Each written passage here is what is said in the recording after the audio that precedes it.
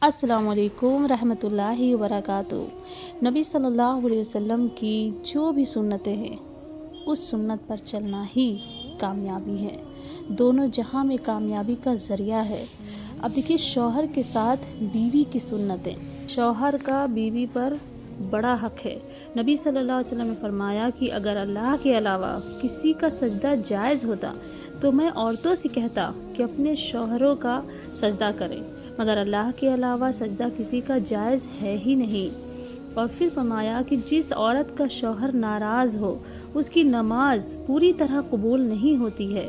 اور پھر فرمایا کہ جب کوئی عورت اپنے شوہر کو تکلیف پہنچاتی ہے تو جنت کی حوریں اس کے لیے بددعا کرتی ہیں۔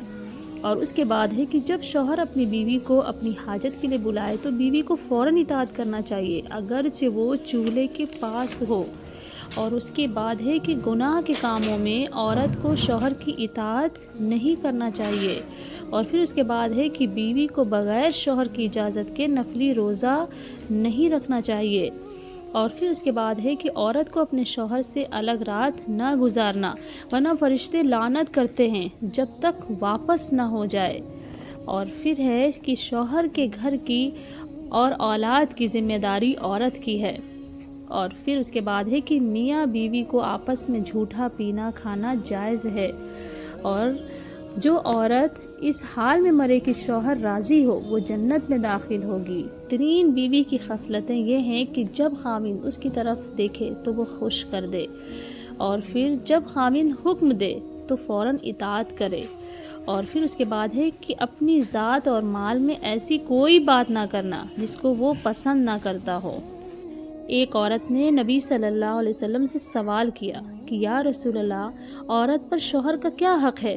تو رسول اللہ صلی اللہ علیہ وسلم نے فرمایا، اگر کسی شوہر کے بدن پر زخم ہو اور ان پر لہو اور پیپ بہہ رہا ہو، عورت بالفرض محال اس لہو اور پیپ کو اپنی زبان سے چاٹ کر صاف کر دے، تب بھی شوہر کا حق ادا نہیں ہو سکتا۔ تو اللہ تعالیٰ نے شوہر کا مرتبہ بہت بلند رکھا ہے، تو ہمیں چاہیے کہ ہم شوہر کے حقوق کی ادائیگی کریں۔